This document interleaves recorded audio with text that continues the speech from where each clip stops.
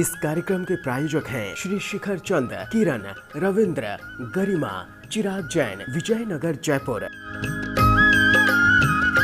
श्री अशोक कुमार, रतनलाल जैन, नूतन, Gautam, Prachi, Aditya, doctor सलोनी निरंजन, अरहन, आराध्य Mehta, 49 Balchand terrace, Tardeo road, Mumbai.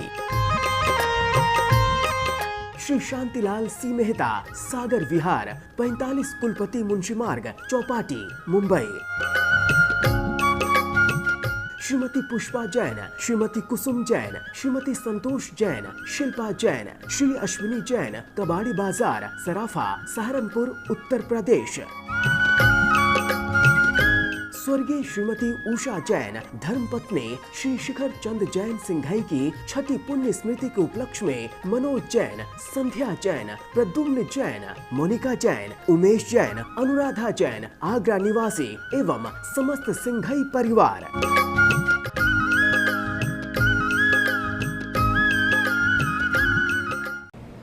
जय जिनेन्द्र, तीन भुवन में सार, वीतराग विज्ञानता, शिव स्वरूप शिवकार, नमहु त्रियोग संहारिके।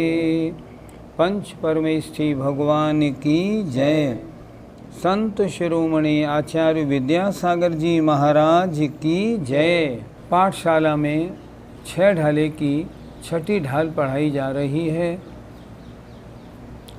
इन दिनों शुद्धोपयोग के बारे में चर्चा हो रही है। जब आत्मा अपने निज स्वरूप में लीन होता है उस समय उसकी क्या अवस्था होती है। शुद्धोपयोग के बारे में पिछली पाठशाला में एक छंद हो गया था। 2 छंद और बचते हैं, वो आज करेंगे। जहाँ ध्यान ध्याता ध्येय को न विकल्प वच भेदन, जहाँ ध्यान ध्याता ध्येय को न विकल्प वच भेदन, जहाँ चिद भाव कर्म चिदेश करता, चेतना क्रिया तहाँ। चिद भाव कर्म चिदेश करता, चेतना क्रिया तहाँ। तीनों अभिन्न अखिन्न शुद्ध उपयोग की निश्चल दशा। तीनों अभिन्न अखिन्न शुद्ध उपयोग की निश्चल दशा। प्रगति जहाँ दृग ज्ञान व्रत, ये 3 धाये कैलशा। प्रगति जहाँ दृग ज्ञान व्रत, ये 3 धाये कैलशा।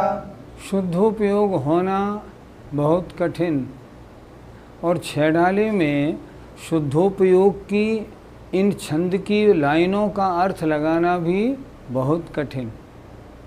एक एक शब्द इसका कड़ा है, इसलिए हमने एक एक शब्द का अर्थ नहीं लिखा। आप ध्यान से समझेंगे तो समझ में आएगा।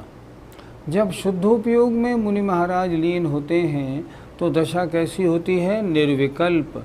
निर्विकल्प माने आत्मा के अलावा उन्हें कुछ भी दिखाई नहीं पड़ता। चिंतन में मात्र आत्मा रहती है, अन्य कोई राग द्वेष मोह कोई विकल्प नहीं रहता। देखिए, जहाँ माने जहाँ पर, अर्थात शुद्धोपयोग की अवस्था में ध्यान सब तरफ से हटाकर मन को एक वस्तु पर एकाग्र करना।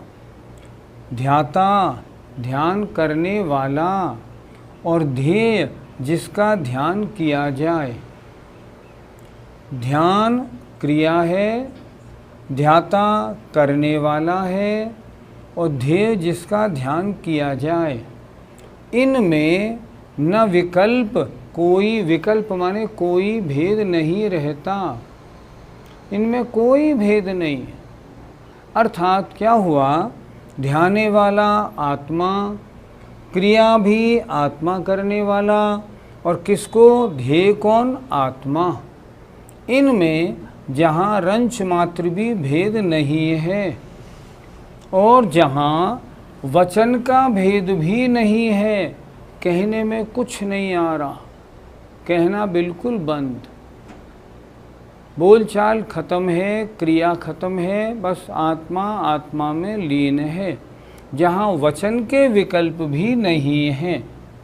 और चिद भाव, आत्मा का जो भाव है वह कर्म है, और चिदेश आत्मा के प्रदेश ही करता है, और आत्मा के द्वारा जानना ही जहाँ क्रिया हो रही है, अर्थात जानने वाला आत्मा, क्रिया चेतना आत्मा की, और चैतन्य के परिणाम उसके कर्म। आत्मा आत्मा को जानने में ही लगा हुआ है। तीनों अभिन्न, तीनों में भिन्नता नहीं, एकता है। अर्थात चिद्भाव में, चिदेश में और चेतना एक रूप, ध्यान, ध्याता और ध्येय तीनों एक रूप, तीनों में अभिन्नता, कोई भिन्नपना नहीं है, अलग अलगपना नहीं है। अखिन्न मतलब उनमें किसी तरह का कोई भेद भी नहीं है। ऐसी शुद्धोपयोग की निश्चल दशा होती है। निश्चल दशा रंच मात्र भी चंचलपना उसमें नहीं होता। शुद्धोपयोग की निश्चल दशा में ऐसी अवस्था होती है। प्रगति जहाँ जहाँ ये शुद्धोपयोग की अवस्था प्रकट होती है, वहाँ दृग माने सम्यक दर्शन, सम्यक ज्ञान और सम्यक चारित्र, ये तीन धा, तीन होते हुए भी, तीन हैं, सम्यक दर्शन, सम्यक ज्ञान, सम्यक चारित्र, तीन होते हुए भी एक रूप को शोभायमान होते हैं।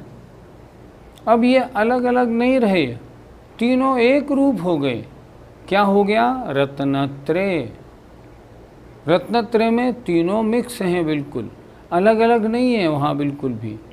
देखें, जहाँ ऐसी अवस्था प्रगटती है वहाँ सम्यक दर्शन, सम्यक ज्ञान और सम्यक चारित्र, ये तीन होते हुए भी एक पने को शोभायमान हो जाते हैं, तीनों एक रूप में आ जाते हैं। पंडित जी, व्यवहार रत्नत्रय में और निश्चय रत्नत्रय में क्या अंतर है? जहाँ भी व्यवहार लिखा हो, व्यवहार लगा हो, व्यवहारने का वर्णन हो, वहाँ समझना यहाँ भेद रूप वर्णन है, और जहाँ निश्चय लगा हो वहाँ ये समझना यहाँ अभेद रूप वर्णन है। जैसे सम्यक दर्शन, सम्यक ज्ञान और सम्यक चारित्र, ये मुनि महाराज 7 तत्व 9 पदार्थ पर विश्वास रखते हैं, इसलिए इनको सम्यक दर्शन है। इनका जो ज्ञान है सम्यक होने के कारण सम्यक ज्ञान है, और ये जो चारित्र का पालन कर रहे हैं ये व्यवहार सम्यक चारित्र है। देखो, सामायिक कर रहे हैं ना, ये चारित्र है। देखो, ईर्या सम्मति से चल रहे हैं ना, ये चारित्र है। ये व्यवहार रत्नत्रय हुआ। व्यवहार रत्नत्रय प्रवृत्ति में होता है, निश्चय रत्नत्रय निवृत्ति में होता है। निश्चय रत्नत्रय कब होगा? जब ध्यानावस्था हो जाएगी, मन वचन काय एक पने को प्राप्त हो जाएंगे, तब होगा निश्चय रत्नत्रय। निश्चय रत्नत्रय में तीन नहीं होते, तीनों का एक हो जाता है। एग्जाम्पल क्या किया? बादाम, काली मिर्च और दूध मिला के हमने ठंडाई बनाई। ठंडाई बनाई तो हमने कहा इसमें बादाम है, इसमें काली मिर्च भी है, इसमें दूध है और इसमें शक्कर भी है। ठीक, अब वो तो हो गया व्यवहार की चर्चा, और जब उसको पिया तो ठंडाई बड़ी अच्छी बनी है, ये हुई निश्चय की बात। जब आनंद लिया जाता है ना, तब बादाम और मीठा और काली मिर्च की बात नहीं की जाती, फिर उस समय ठंडाई की बात की जाती है। उसी तरह जहाँ सम्यक दर्शन, सम्यक ज्ञान, सम्यक चारित्र तीनों की अलग अलग बात की जाए व्यवहार रत्नत्रय प्रवृत्ति में, और जब तीनों एक हो जाए, जहाँ इनका भेद ही नहीं हुआ कि इन मुनि महाराज की सम्यक दर्शन रूप क्रिया क्या है, सम्यक ज्ञान क्या है, सम्यक चारित्र क्या है, जब ऐसा हो जाए, जब तीनों की एक रूप क्रिया हो जाए, हम कहेंगे ये निश्चय रत्नत्रय है। निश्चय रत्नत्रय माने निश्चय सम्यक दर्शन, निश्चय सम्यक ज्ञान, निश्चय सम्यक चारित्र। एक बात और ध्यान रखनी है, जब तक निश्चयपने को प्राप्त नहीं होते हैं तब तक रत्नत्रय व्यवहार रूप रहता है। सम्यक दर्शन रूप, सम्यक ज्ञान रूप, सम्यक चारित्र रूप, तीनों अलग अलग रहते हैं। और जब अभेद में आते हैं, जब ध्यान की एकाग्रता बनती है, तब वो हो जाते हैं निश्चय रत्नत्रय रूप। निश्चय सम्यक दर्शन जब होगा तो निश्चय सम्यक ज्ञान, निश्चय सम्यक चारित्र होगा ही। व्यवहार सम्यक दर्शन, व्यवहार सम्यक ज्ञान होगा तो व्यवहार सम्यक चारित्र हो ना भी हो, लेकिन जब निश्चय सम्यक दर्शन होगा तो निश्चय सम्यक ज्ञान, निश्चय सम्यक चारित्र होंगे ही। ये इनमें अंतर है। अर्थात व्यवहार रत्नत्रय अलग अलग देखता है, निश्चय रत्नत्रय उन तीनों के एक पने को देखता है। ये इनमें अंतर है। पंडित जी, हम लोगों को 3 प्रकार के उपयोग समझा दीजिए। उपयोग 3 प्रकार के होते हैं, ध्यान से सभी सुनना। उपयोग 3 प्रकार के होते हैं, अशुभोपयोग, शुभोपयोग और शुद्धोपयोग। जहाँ तीव्र कषाय रूप परिणाम है, हम कहेंगे अशुभोपयोग। मंद कषाय रूप परिणाम शुभोपयोग, कषाय रहित परिणाम शुद्धोपयोग। फिर एक बार देखना, तीव्र कषाय रूप परिणाम अशुभोपयोग, पाप का बंध। मंद कषाय रूप परिणाम शुभोपयोग, पुण्य का बंध। कषाय रहित परिणाम शुद्धोपयोग, बंध कम, निर्जराई निर्जरा। 3 प्रकार का उपयोग। पहला अशुभोपयोग, गुणस्थान 1, 2, 3 घटता हुआ। शुभोपयोग 4, 5, 6 तक बढ़ता हुआ और 7वें में भी होता है। शुद्धोपयोग 7 से 12 तक, ये इनके गुणस्थान। कुछ लोग चौथे गुणस्थान में शुद्धोपयोग मानने लगे हैं। ये आगम की चर्चा नहीं, ये उनकी अपनी मनमानी चर्चा है। किसी भी शास्त्र में किसी भी आचार्य ने चतुर्थ गुणस्थान में शुद्धोपयोग नहीं लिखा। खुद सोचें, शुद्धोपयोग का मतलब कषाय रहित अवस्था। कषाय रहित अवस्था चौथे गुणस्थान में कैसे बनेगी? जब नहीं बनेगी तो शुद्धोपयोग नहीं बन पाएगा। ये जो शुद्धोपयोग की चर्चा हो रही है, ये तो उन मनु महाराज की है जो सप्तम गुणस्थान में आत्मा में लीन हुए हैं। उनके ऐसा शुद्धोपयोग होता है, और इसको हम बोलते हैं स्वरूप में आचरण करना। स्वरूपाचरण दशा है ये आत्मा की। 2 छंदों में शुद्धोपयोग की चर्चा हुई। अभी शुद्धोपयोग को अच्छी तरह समझाने वाला एक छंद और है, आइए उस पे ध्यान देते हैं। परमाणु नयने क्षेप को न उद्योत अनुभव में दिखे। परमाणु नयने क्षेप को न उद्योत अनुभव में दिखे।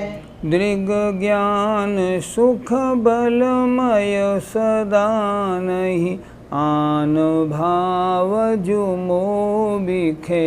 दृग ज्ञान सुख बलमय सदा नहीं आन भाव जो मोह बिखे। मैं साध्य साधक में अबाधक कर्म अरुत सुफल निते। मैं साध्य साधक मैं अबाधक कर्म अरुत सुफल निते। चित पिंड चंड अखंड सुगुण करंड च्युत पुनि कलनिते। चित पिंड चंड अखंड सुगुण करंड च्युत पुनि कलनिते। ये 4 पंक्तियाँ जो आज आप पढ़ेंगे ये भी थोड़ी कठिन हैं, थोड़ी ध्यान से अच्छी तरह पढ़ेंगे तो समझ में आएगी। शुद्धोपयोग की दशा का वर्णन है। जब मुनि महाराज शुद्धोपयोग में लीन होते हैं तब प्रमाण, नय और निक्षेप इनका कोई भी प्रकाश उनके ज्ञान में दिखाई नहीं देता। फिर देखें, प्रमाण, नय और निक्षेप इनका कोई भी उद्योत माने प्रकाश, उद्योत माने प्रकाश, अनुभव माने ज्ञान में दिखाई नहीं देता।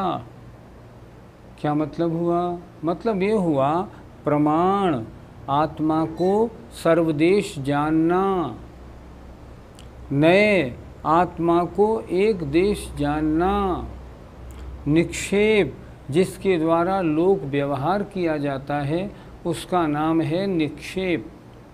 जब शुद्धोपयोग में मुनि महाराज लीन होते हैं तब मैं आत्मा को सर्वदेश जान रहा हूँ, आत्मा को एक देश जान रहा हूँ। लोक व्यवहार में इसका नाम आत्मा क्यों पड़ा, ऐसा कहीं भी उनका ज्ञान कोई भी चिंतन नहीं करता है। उस समय तो उनके ज्ञान में एक ही बात है, मैं ज्ञायक स्वभावी आत्मा मात्र हूँ। मैं किस नय से कैसा हूँ, प्रमाण से कैसा हूँ, नाम निक्षेप, स्थापना निक्षेप, द्रव्य निक्षेप से कैसा हूँ, इसकी वहाँ कोई चर्चा नहीं होती। फिर एक बार देखें, प्रमाण माने जहाँ वस्तु को सर्वदेश जाना जाए, नय माने जहाँ वस्तु को एक देश जाना जाए। एग्जाम्पल, हाथी को हाथी जानना प्रमाण है। सूंड वाला हाथी होता है, इसका नाम नय है। निक्षेप, इस प्राणी को, इस जीव को हाथी कहते हैं, ये नाम निक्षेप है। तो जिस समय आत्मा आत्मा में लीन होती है, ना तो सर्वदेश जानना है, ना एक देश जानना है, ना लोक व्यवहार के लिए नाम और स्थापना निक्षेप की कोई चर्चा यहाँ नहीं है। इनका उद्योत माने प्रकाश ज्ञान में नहीं दिखता। बस ज्ञान में एक ही मात्र मैं और मेरी आत्मा, बस और कुछ नहीं। और दृग माने सम्यक दर्शन, ज्ञान, सुख और बल, इनसे मैं माने सहित हूँ सदा। मेरे अंदर क्या है? मेरे अंदर 4 गुण हैं, ज्ञान, ये दर्शन, ज्ञान, सुख और शक्ति। मैं इन 4 गुण से सदा सहित हूँ। मेरा आत्मा कैसा है? ज्ञान, दर्शन, सुख और शक्ति वाला है। नहीं आन भाव, आन माने अन्य भाव मुझ में नहीं है। बिखे माने मैं, अन्य भाव मोह बिखे मुझ में नहीं है। मैं तो 4 गुण वाला हूँ, दर्शन, ज्ञान, सुख और शक्ति। अन्य और कोई भाव मेरे अंदर है ही नहीं। ऐसा उस समय चिंतन चलता है। मैं साध्य हूँ, अर्थात मैं अपनी ही साधना कर रहा हूँ, मैं ही साधना करने वाला हूँ, और मैं कर्म और उनके फलों से बाधा रहित हूँ। मेरे स्वभाव में कोई कर्म किसी प्रकार की बाधा नहीं कर रहा है। मैं तो सिद्धों जैसा शुद्ध हूँ। किसी कर्म का कोई कार्य मेरे इस समय नहीं हो रहा, ऐसा चिंतन शुद्ध दशा का होता है।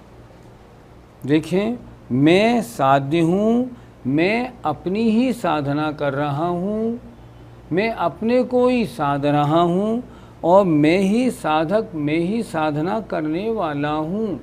साधक माने साधना करने वाला और साध्य माने जिसकी साधना की जाए। और मैं कर्म, 8 कर्म और तसु माने उनके फलों से बाधा रहित हूँ।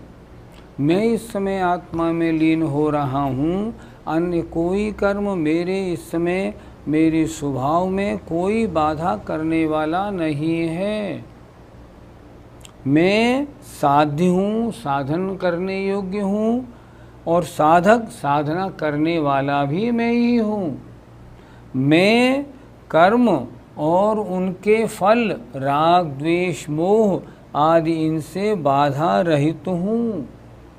मैं कैसा हूँ? चित्तपिंड, चैतन्य का पिंड हूँ। चैतन्य का पिंड माने जानने देखने वाला एक द्रव्य हूँ। चंड, प्रतापी हूँ, बहुत तेजस्वी हूँ। अखंड, अखंड खंड नहीं है, मैं एक हूँ। बहुत से आत्म प्रदेशों से मिलके मेरा आत्मा नहीं बना, मैं अखंड हूँ। और कैसा हूँ? अच्छे अच्छे गुणों का, सुगुण अच्छे अच्छे गुणों का करंड माने पिटारा हूँ, भंडार हूँ। और मैं कैसा हूँ? पुनि माने और, कलनिते, कलन कहते हैं पापों से च्युत रहित हूँ। समस्त पापों से मैं रहित हूँ। शुद्धोपयोग में आत्मा का शुद्ध स्वरूप से ध्यान किया जाता है। मेरे आत्मा का शुद्ध स्वरूप क्या है? मेरी वास्तविकता क्या है? रियलिटी क्या है मेरी? जो इस समय मैं हूँ उसका चिंतन नहीं, यहाँ तो आत्मा के शुद्ध स्वरूप का चिंतन है। नीचे की लाइन फिर देखिए, थोड़ी कड़ी है, बार बार विचारेंगे तो समझ में आएगा। लेकिन कल्याण करना है अपना, तो सभी दर्शकों से मेरा निवेदन है, इन पंक्तियों को समझना ही पड़ेगा। भाव ये बनाना पड़ेगा, इस भाव में नहीं तो अगले भाव में, इस ऐसे बनेंगे तभी कल्याण होगा। एक बार और देख लें। प्रमाण, नय और निक्षेप का जहाँ ज्ञान में कोई प्रकाश नहीं दिखता है, सम्यक दर्शन, ज्ञान, सुख और शक्ति से मैं सहित हूँ सदा, और अन्य भाव मुझ में नहीं है। मैं ही साधने योग्य हूँ, मैं ही साधना करने वाला हूँ, और मैं कर्म और उनके फलों से बाधा रहित हूँ। चैतन्य का पिंड हूँ, तेजस्वी प्रतापी हूँ, खंड रहित हूँ, उस अच्छे अच्छे गुणों का भंडार हूँ, पिटारा हूँ, और फिर पापों से रहित हूँ। ऐसा चिंतन वे मुनि महाराज शुद्धोपयोग में करते हैं। पंडित जी, इस शुद्धोपयोग से क्या होता है? पंचम काल के जीवों को या पंचम काल के साधुओं को अगर शुद्धोपयोग होता है तो महान कर्म निर्जरा का कारण है, पर श्रेणी चढ़ने में कारण नहीं बनता, शुक्ल ध्यान नहीं प्राप्त होता, क्योंकि पंचम काल में श्रेणी चढ़ना या शुक्ल ध्यान होना आगम में नहीं लिखा। हमारा ऐसा शारीरिक शक्ति, हमारा ऐसा सहनन नहीं है जो हम श्रेणी चढ़ें और शुक्ल ध्यान में पहुंच जाएं। जो जीव शुद्धोपयोग में पहुंचते हैं, सप्तम गुण स्थान में प्रवेश किया उन्होंने, 8, 9, 10, 11, 12 और 12 के बाद अगर छपक श्रेणी है तो 8, 9, 10, 12 और 12 के बाद सीधे 13वें गुण स्थान में केवल ज्ञान को प्राप्त कर लेते हैं। शुद्धोपयोग का फल क्या है? कर्मों की महान निर्जरा, पाप कर्मों की महान निर्जरा इस शुद्धोपयोग से होती है। शुद्धोपयोग में ही शुक्ल ध्यान प्राप्त होता है। इसलिए ऐसा शुद्धोपयोग आपको और हमें कब प्राप्त हो, कब हम दिगंबर मुनि बने, ध्यान लगाएं और शुद्धोपयोग में आ जाएं। भगवान से ये प्रार्थना है कि भगवान ऐसा समय शीघ्र आए ताकि शुद्धोपयोग में पहुँच के कर्मों की महान निर्जरा करके हम अपनी आत्मा को पवित्र करें, आप भी और हम भी। जय जिनेंद्र।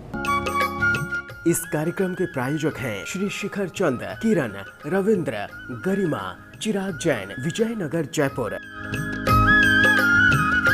श्री अशोक कुमार, रतनलाल जैन, नूतन, गौतम, प्राची, आदित्य, डॉक्टर सलोनी निरंजन, अरहन, आराध्य मेहता, 49 बालचंद टेरस, तारदेव रोड, मुंबई।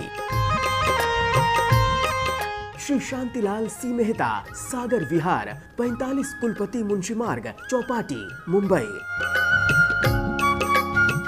श्रीमती पुष्पा जैन, श्रीमती कुसुम जैन, श्रीमती संतोष जैन, शिल्पा जैन, श्री अश्विनी जैन, कबाड़ी बाजार, सराफा, सहारनपुर, उत्तर प्रदेश। स्वर्गीय श्रीमती उषा जैन, धर्मपत्नी श्री शिखर चंद जैन सिंघाई की छठी पुण्य स्मृति के उपलक्ष्य में मनोज जैन, संध्या जैन, प्रद्युम्न जैन, मोनिका जैन, उमेश जैन, अनुराधा जैन, आगरा निवासी एवं समस्त सिंघाई परिवार।